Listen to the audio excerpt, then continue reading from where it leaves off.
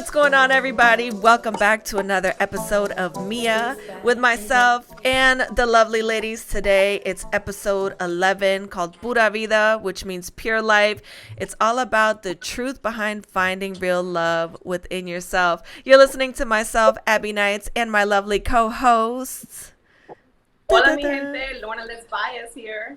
And hello, my name is Ariel Yasmine. And today we have two amazing guests. We'd like to welcome back Ilo Musk. She was on the show a couple episodes ago, so super excited about that. And we also have Maddie Munson. Both you ladies are models, entrepreneurs, and you're doing a little bit of everything as entrepreneurs. So definitely want to commend you as being boss women in your spaces. Another round of applause.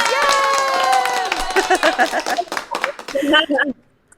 So today's topic is all about discovering yourself, but I came across this thing that I thought was kind of funny, where some people were talking about what your quirks are when you get nervous.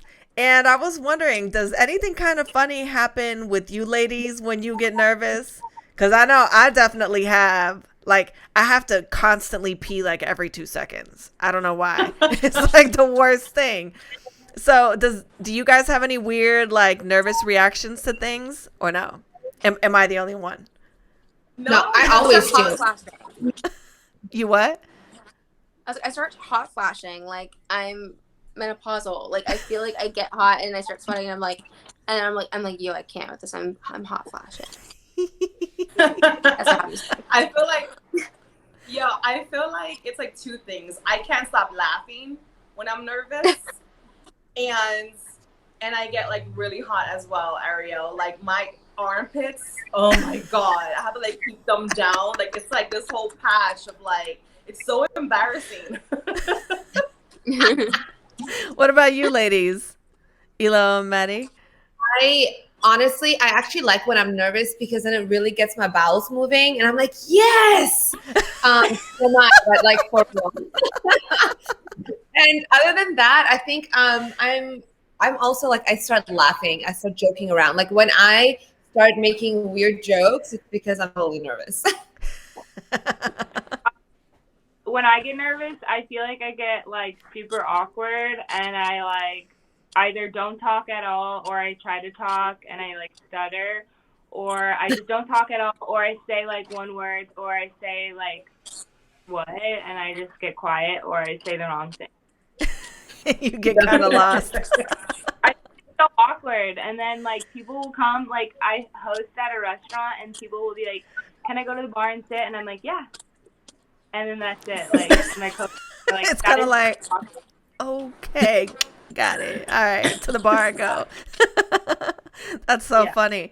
It's so, to me, it's really hilarious that all our bodies react so differently to emotions, especially the one emotion that we all share, which, I mean, we all get nervous, right? It's like the worst thing to be on a date and for me to feel like I got to go pee literally every 2 seconds. It's like, man, would you like more water? And I'm like, Please don't.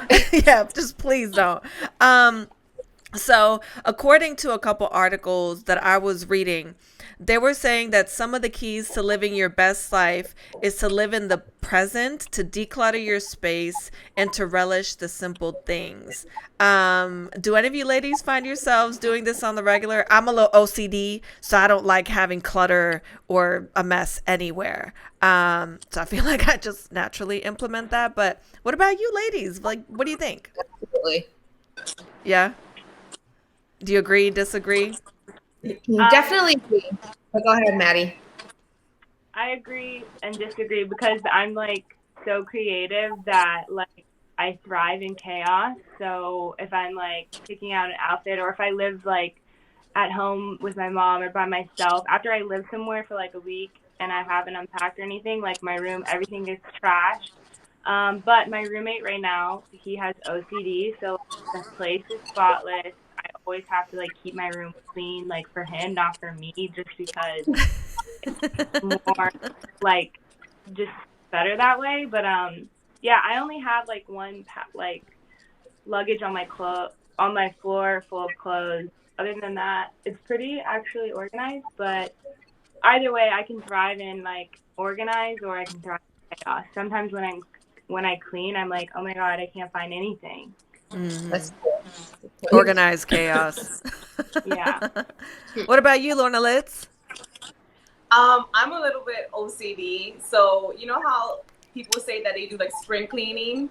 Yeah. So I do like every season cleaning. So Yeah. every single season I have to like declutter and reorganize and just like everything around my house, but then also like myself. I tend to like revamp myself as well.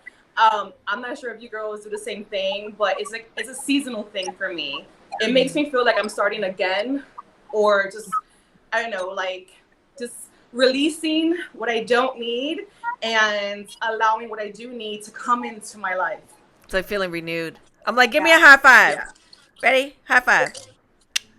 You're supposed to go this way. You're supposed to go towards the hand. Oh, wait, hold on. The other way. The other way. That's- The other way, the other way, the other way. The other way. No, like literally, Oh, get your hands the other way. Yeah. Okay. That was a failed attempt. Okay, so what about you, Ariel? Oh gosh. Okay, well everything was like really nice a few days ago. I mean, it's not that bad, but like I regularly like to kind of clean my desk space. I can't have a messy desk space. I hate it. But I've just been traveling so much. I feel like I'm constantly living out of a suitcase, and I hate it. So it's basically I'm at the stage where I'm just like moving stuff from my suitcase into the dirty clothes, and then I'm switching it out with new stuff. I've lived that life before. Not a fan. I don't miss it at all. I'm tired. So what do you think that living your best life looks like? Is it living life on the edge, being wild, or is it just thriving in a positive space? I know it's just simple. Simple is what does it for me. I like just Money? normal, meaningful. Yeah, I'm like a boring old person. I think living your best life is however you want to make it, and whatever you're doing makes you feel. So if you're happy, either in a clutter or traveling, being busy, whatever you're doing, if that what makes you happy, that's living your best life. Mm-hmm. What about you, Ariel? Well, yeah, I think that it depends on everyone's personal goals.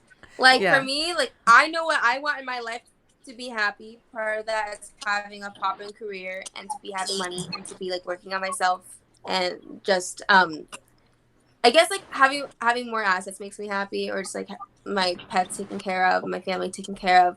Those are things that make me feel like I'm living my best life. So it's like if I'm not nourishing things in the present so I can have a better future, I'm not happy. Yep. I want to make the best use of my time. Yeah. Say it for the people in the back. Okay. What about you, Maddie? For me, like what living my best life means is like being healthy and like working on my goals, working out, eating healthy. I don't know, just like gradually like doing things that better yourself is living your best life.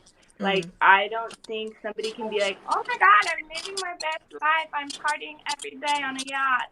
Like, that's not, if you're like, not really realistic. And you may look like you're living the best life, but you're not.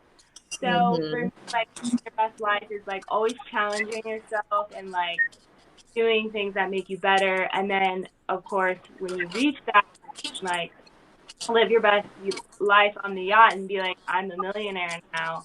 I'm partying every day. But yeah, I just think continually graduating and growing, like every day, every second, every hour is like living your best life, living in the present, and like not being focused on the past or the future.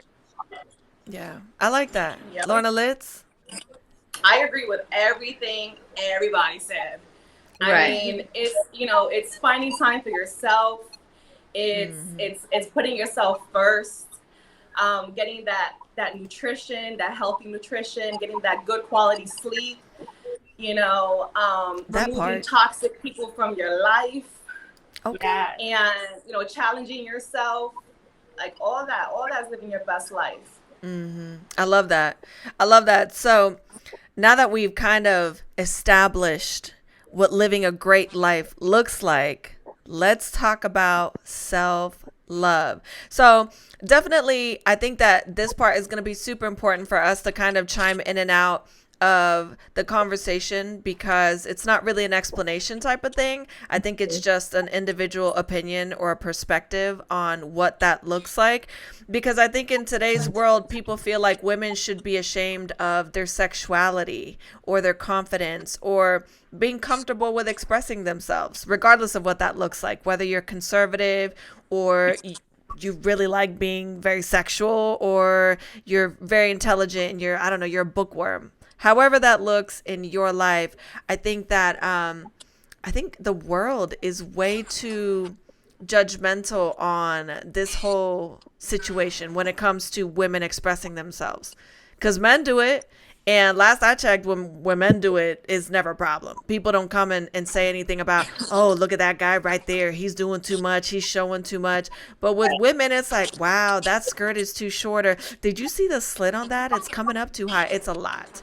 It's a lot of pressure. And so I know it's taken me personally years to get to a comfortable space with falling in love with myself. I felt like that was a very real process that I had to go through. And I wanted to know what does this look like for you ladies? Do you feel like you're truly in love with yourself and who you are and who you become? Or do you feel like you're still trying to find your footing and get to your space of growth when it comes to that? Da, da, da. Like, let's not go all at once. I mean, Right. Ilo, you've definitely, you came out of a divorce. You had to basically kind of reinvent yourself all over again.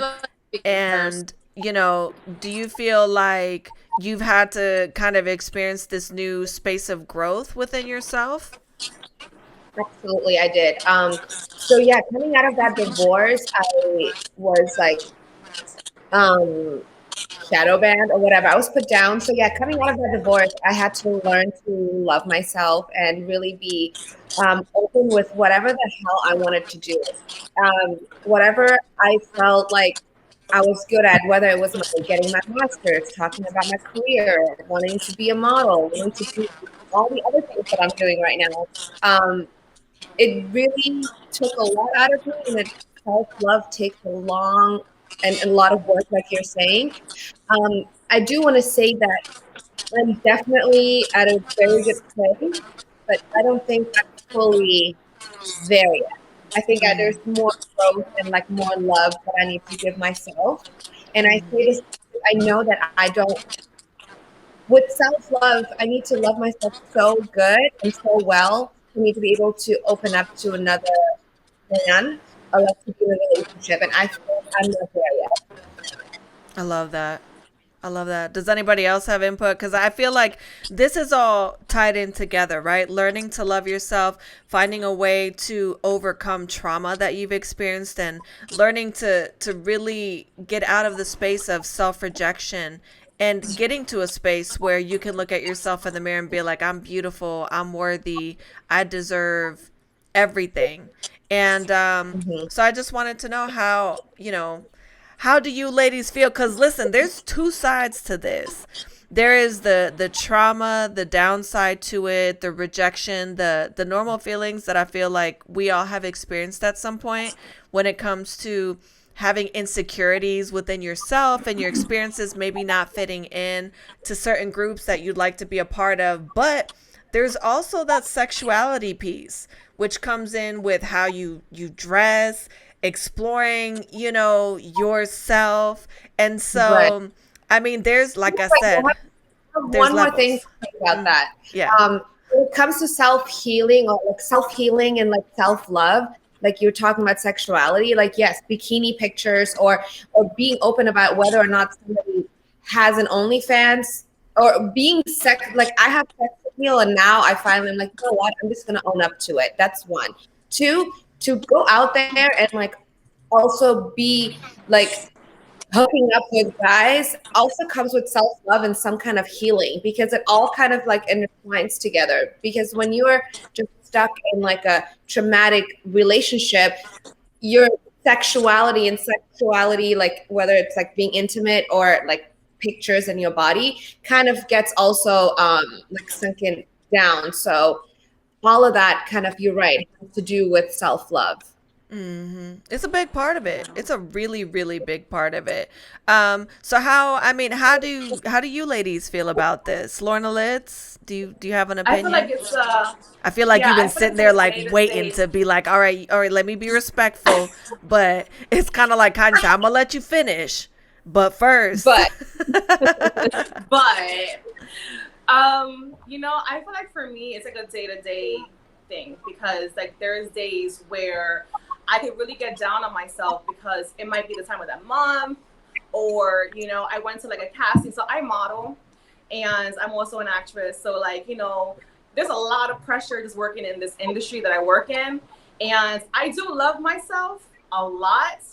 But then there's days where like I question, you know, like I go into like a shell and I'm just like, maybe I should do this, or maybe I should probably change this about myself. And I have to like remember that it's a day-to-day process, you know, to really love yourself like unconditionally. Because as a woman, like I'm gonna have my days where I just don't feel that great, you know, but it's a process, you know. I feel like I'm still a work in progress.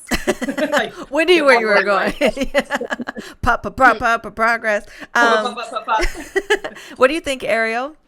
I know you are super opinionated on this, so I definitely want to hear what you say. Opinionated and everything, haha. But no, but I think that a lot of it goes into nurturing yourself spiritually, mentally, and physically. So when you love yourself, you want what's best for you. So you want to eat right, want to work out, you want to actually really take good care of yourself, and then also kind of just like love yourself and your body in its current stage that it's at, because you can be, I mean, I can feel very different about myself than when I did when I was like, I don't know, 15 or 16. Like at that age, I was like, I hate being so petite. I would have liked to be tall. Or I was like, oh, I hate my boobs, my butt, or whatever. And then, you know, your body goes through changes, and then you end up liking different things about yourself. And Right. like I used to hate like having things because I look like a vampire, and I'm like, oh, okay. I ended up liking it later on instead of wanting to change that so much. Or it's like, I know every woman goes through different stages, like after she has a child or when she gets older, she's gonna go through like menopause or anything like that. It's like you have to love yourself in the present and just like in your different stages. And also, just say take good care of yourself. Just like a big thing of it. It's like just like, because I think when you're spiritually healthy, it goes to your mental health and then your physical health. And so I want to take the best care of my body, my mind that I can. So then, like 30 years from now, I still want to feel like me, you know, Yeah. just older.